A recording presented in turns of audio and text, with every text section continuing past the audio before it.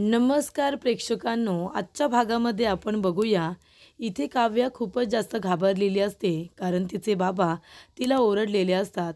धनंजय काका म्हणतात की मी तुम्हाला सूट दिलेली आहे, तुम्हाला प्रत्येक गोष्टीसाठी मी सूट दिली, त्याचा गैरफायदा घ्यायचा नाही. कुठे गेली होतीस तू? किती उशीर झालाय तुला कळतंय का? घरी सांगता येत नाही उशीर होणार असेल तर. तर इथे आता ओरडलेलं सगळं तिला आठवत असतं आणि काव्या म्हणत असते की देवा, आज मी वाचले. आज जर बाबांना कळलं असतं तर माझं काही खरं नव्हतं. आज मी खोटं बोलले. कसं बसं मी स्वतःला वाचवलंय, असं काव्या म्हणत असते. तेवढ्यातच इथे आता नंदिनी येऊन उभी असते. काव्याने तिला बघितल्यानंतर ती दचकते. तेव्हा नंदिनी म्हणते, "काय गं काव्या, काय झालं? दचकलीस का अशी? कसला विचार करत होतीस, काही सांगशील का? बाबांजवळ खोटं बोललीस ना?" तेव्हा काव्या म्हणते, "हो ताई, मी खोटं बोलले. पण मी खरं सांगते, मी खोटं बोलत नाही आहे. अगं, आम्ही मैत्रिणींनी प्लॅन केला कुठेतरी बाहेर फिरायला जायचं. पण बघ ना, येता-येता गाडी बंद पडली ना, म्हणून यायला उशीर झाला." तेव्हा इकडे नंदिनी म्हणत असते, "गाडी तर जीविकाचीच असेल, बरोबर ना?" तर प्रेक्षकांनो, इथे आता नंदिनीला कळलेलं असतं की काव्या जीविकाचं नाव जरा सारखंच घेत असते. तेव्हा इकडे काव्या म्हणते की "ताई हो, गाडी जीविकाचीच होती, म्हणजे तिच्या कझनची होती. पण ती बंद पडली ना, तेव्हा सगळा प्रॉब्लेम झाला. नाहीतर मी वेळेतच घरी आले असते. पण बरं झालं तू सगळं काही सांभाळून घेतलंस, नाहीतर बाबा मला अजून रागवले असते. तू बघितलंस ना बाबा किती चिडले होते ते, म्हणून मला तुझं नाव तिथे घ्यावं लागलं." तेव्हा नंदिनी म्हणत असते, "हे बघ काव्या, जर तसं काही असेल तर प्लीज तू मला सांग. माझ्यापासून लपू नकोस. आपण मैत्रिणी आहोत ना. आपण काही गोष्टी मैत्रिणींशी शेअर करतो आणि नंतरला मग वेळ हातातून गेल्यानंतर म्हणायचं नाही की त्यावेळेला सांगता आलं नाही म्हणून. तेव्हा जे काही असेल ते आता स्पष्टपणे तू माझ्याशी बोल ना. आपण याच्यावरती काहीतरी मार्ग काढू. नाहीतर वेळ हातातून निघून गेल्यानंतर काय होतं माहिती आहे ना, पश्चाताप केल्याशिवाय काहीही हाती उरत नाही." तेव्हा काव्या म्हणते, "ताई असं अजिबात नाही आहे आणि मी तुला खरं सांगते, तशी वेळ आली आणि तसं काही असेल ना, तर सगळ्यात आधी मी तुलाच सांगेन गं. तुझ्यापासून काही लपवणार नाही आहे, प्रॉमिस."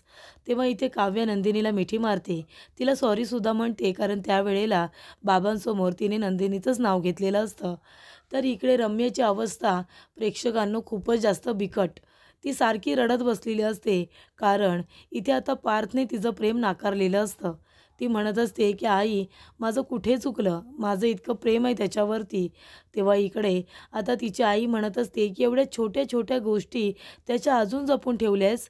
एवढं प्रेम कधीपासून करायला लागलीस त्याच्यावरती? कदाचित लहानपणापासूनच." "अगं रम्या, ह्या आठवणी तू किती साठवून ठेवलेस तुला कळतंय का? मग आधी मला का नाही सांगितलंस तू बाळा, सांग बरं." तेव्हा रम्या म्हणते, "अगं आई, त्यावेळेला मी नाही सांगितलं. पण आता सगळ्यांना कळतंय ना, माझं किती प्रेम आहे ते पार्थवरती. माझं इतकं प्रेम असताना तुम्हाला माझा विचार आला नाही. घरातल्या लोकांना, मामा-मामीला माझा विचार आला नाही. पण ती बाहेरची मुलगी, ती तिराईत मुलगी तुम्हाला जास्त महत्त्वाची वाटते. मला नकार देणं यांच्यासाठी सोपं झालंय. पण ती बाहेरची मुलगी, तिला नकार द्यायला या लोकांना एवढा विचार करायला का लागतोय आई? मी पारशिवाय नाही जगू शकत. पारसाठी मी खूप जास्त महत्त्वाची नाही आहे, पण तो माझ्यासाठी किती महत्त्वाचा आहे हे तुम्हाला कळतंय ना. मग तुम्ही आमच्या दोघांच्या लग्नाची बोलणी का नाही करत?"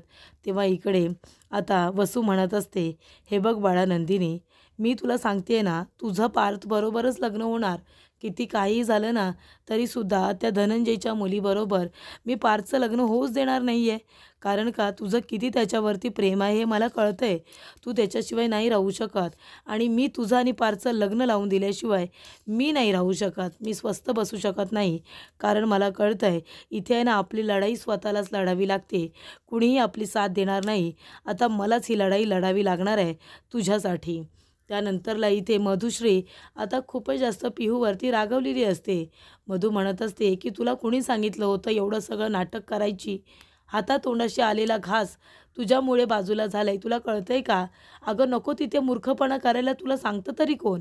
हवं तिथे डोकं चालवता येत नाही. अभ्यासात एवढं डोकं चालवू ना, पण नको तिथे तुझं डोकं खूप चालत असतं. शहाणपणा करायला तुला खूप आवडत असतं."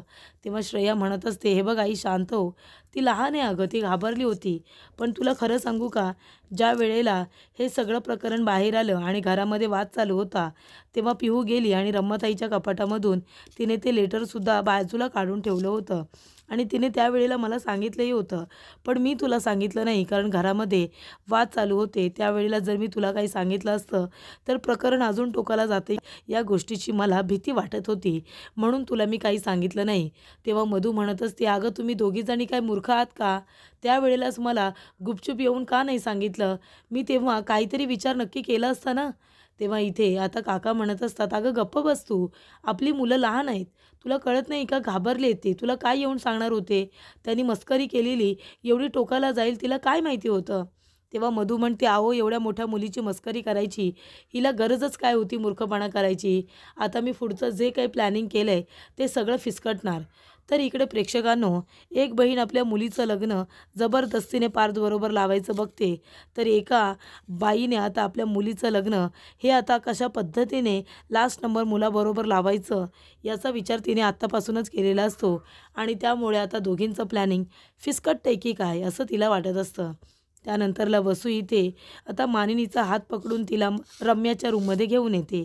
ती म्हणत असते की ये इकडे मानिनी, इकडे ये, जा रम्या दाखव. आता मानिनीला सुद्धा कळू दे की तू इथे तुझं कसं विश्व उभं केलं होतंस इकडे पार्थ बरोबर, तुझं किती त्याच्यावरती प्रेम आहे ना ते तिला पण कळू दे. कपाट उघड जा. तेव्हा रम्या जाते आणि कपाट उघडते. ती आधी तर उघडत नसते. तिला वाटत असतं की कशाला उगाच माझ्या प्रेमाचा कुणीही स्वीकार करत नाही आहे आणि मी माझ्या प्रेमाचं प्रदर्शन भरू. तेव्हा ती नाही म्हणत असते, पण तरीसुद्धा तिला वसू सांगते की नाही कपाट उघड. कपाट उघडल्यानंतर इथे मानेने आता बघते तर काय, इकडे पार्थचे आणि रम्याचे लहानपणापासूनचे फोटो ते अगदी मोठे होईपर्यंतचे सगळे फोटो वगैरे तिने आता कपाटामध्ये लावून ठेवलेले असतात. आय लव्ह यू पार्थ असं सुद्धा लिहून ठेवलेलं असतं. त्याच्या फोटोच्या भोवती हार्टसुद्धा तयार केलेला असतो. हे सगळं बघितल्यानंतर मानिनीच्या पायाखालची जमीन सरकते. मानिनीला खूप मोठा धक्का बसतो. ती म्हणते, हे सगळं काय आहे? रम्या, अगं तू कधीपासून पार्थवरती प्रेम करतेस? लहानपासून की काय? तेव्हा वसू म्हणते, बघितलंस ना मानिनी, बघितलंस अगं रम्याचं किती प्रेम आहे पार्थवरती.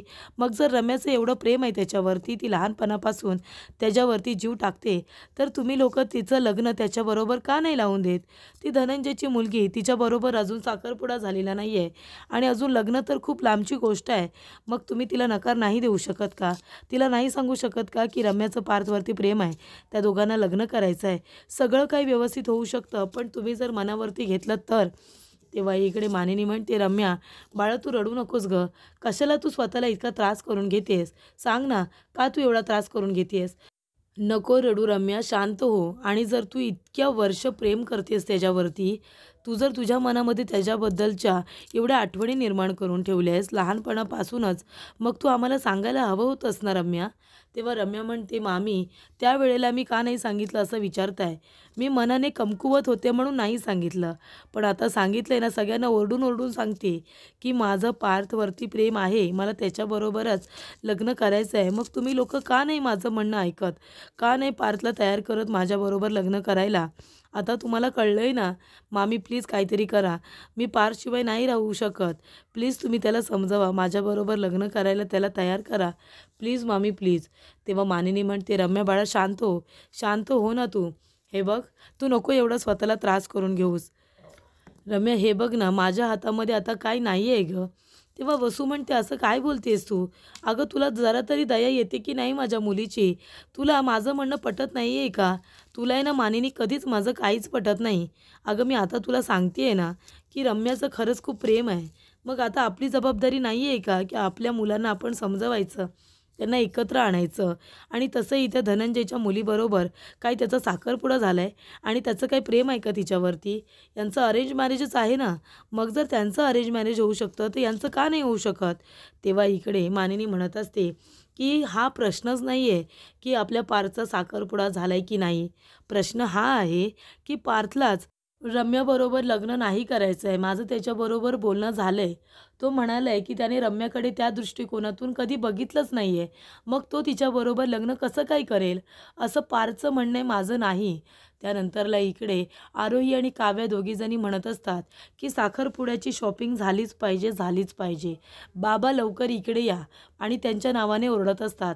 तेव्हा इथे धनंजय काका आल्यानंतर म्हणत असतात, अगं काय तुम्ही दोघीजणी माझ्या नावाने ओरडताय? मी तुमच्याच पार्टीत आहे. माझंसुद्धा म्हणणं हेच आहे की साखरपुड्याची शॉपिंग तर झाली झालीच पाहिजे. आपण सगळेजण जाऊया. मी काही तुमचा कुणी इकडे आता जानी दुश्मन नाही आहे की मी तुम्हाला नाही म्हणतोय.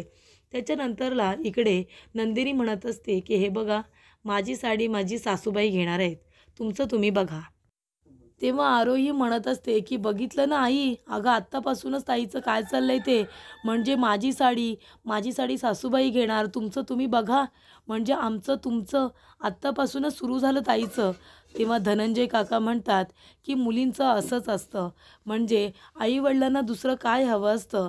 आपली मुलगी स्वतःच्या घराला विसरून तिच्या सासरच्या घरालाच आपलं मानावं, त्या माणसानं आपलं मानावं लवकरात लवकर, हीच तर आईवडिलांची इच्छा असते ना.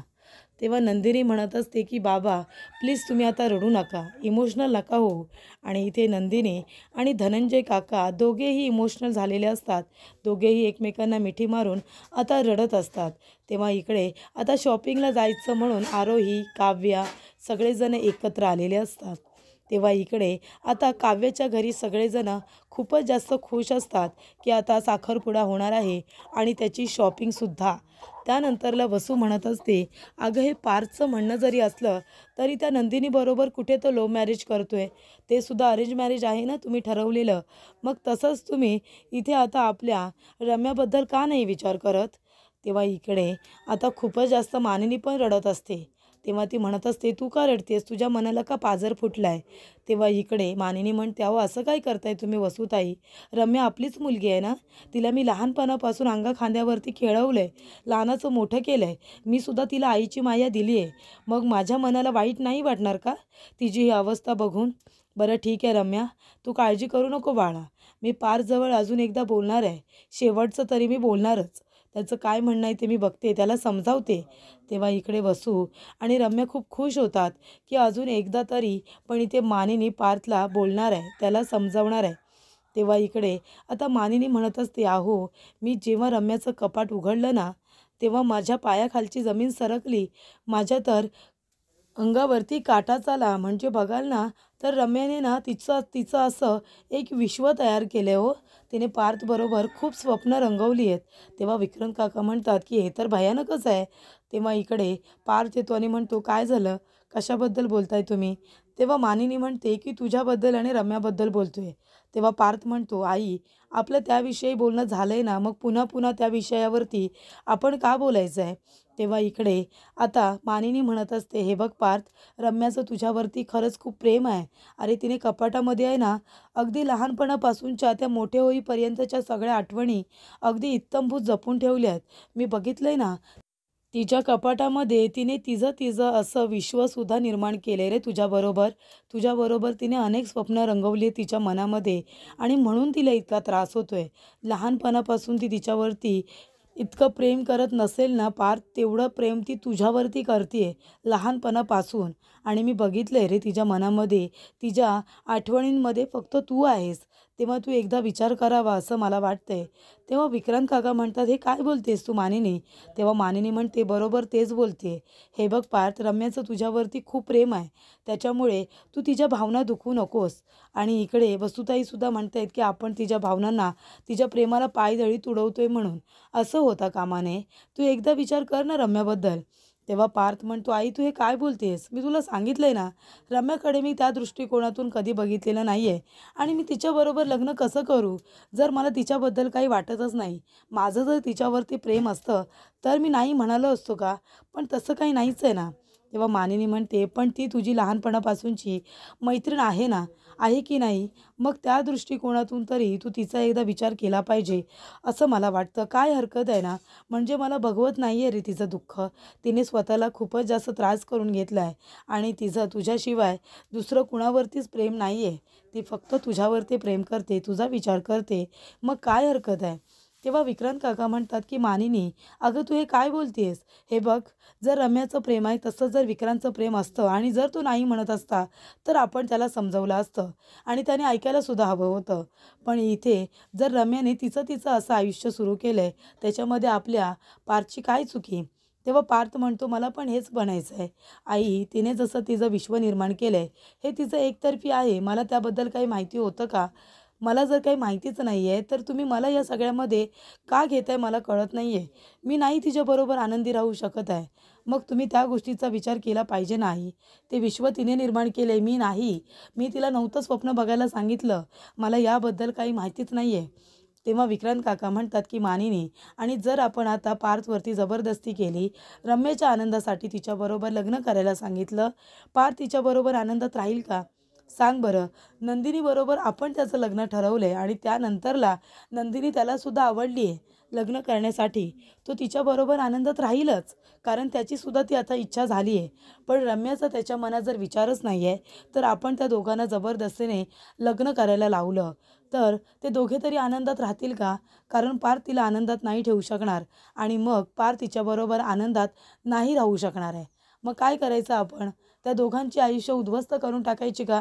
आणि धनंजयबरोबर आपलं नातेसंबंध खराब होतील ते वेगळेच. आता काय करायचं? पार्थला जबरदस्ती करायची की रम्याला समजवायचं? त्याचा विचार तू आता कर. तर पुढील भागामध्ये आपण बघूया, जीवा पार्थला फोन करतो आणि म्हणतो की दादा, अरे मी नंदिनी फॅमिलीबरोबर शॉपिंगला आली आहे साखरपुडच्या. तेव्हा इकडे काव्या म्हणत असते की जीवा, तू वेडा आहेस का? तू इथे काय करतोयस? कशाला आलायस तू इथे? आत्ताच्या आत्ता इथून निघून जा. तेव्हा आरोही तिथे येते आणि म्हणते, काय चाललंय तुमच्या दोघांचं? तेव्हा इथे काव्या लगेच घाबरते. पण इथे काव्य आता जीवाला म्हणत असते, तू इथे का आलंयस? आत्ताच्या आता निघून जा. ही गोष्ट आता जीवाला आवडत नाही, कारण काव्या खूपच त्याला रूढ बोलते असं त्याला वाटतं. त्यानंतरला नंदिनी रस्ता क्रॉस करून आता जात असते आणि बाजूने तिथून एक गाडी येत असते. ती गाडी कुणीतरी मुद्दाम जणू काही नंदिनीच्या अंगावरती आणतंय की काय असं वाटत असतं. तर इकडे नंदिनी क्रॉस रस्ता करत असताना इकडे ती गाडी तिच्या दिशेने अगदी फास्टमध्ये येत असते. बाकी कुणाचंही लक्ष नसतं, पण विरुद्ध दिशेला जीवा उभा राहिलेला असतो आणि जीवाचं लक्ष आता नंदिनीकडे जातं आणि ती गाडी नंदिनीच्या बाजूने अगदी फास्टमध्ये येत असताना जीवा धावत पळत येतो. नंदिनीचा हात पकडून तिला बाजूला खेचतो. तेव्हा इकडे सगळेजण नंदिनी असा आवाज देतात, तर इकडे काव्या जीवा अशीच जोरात ओरडते. तिला खूप भीती वाटते.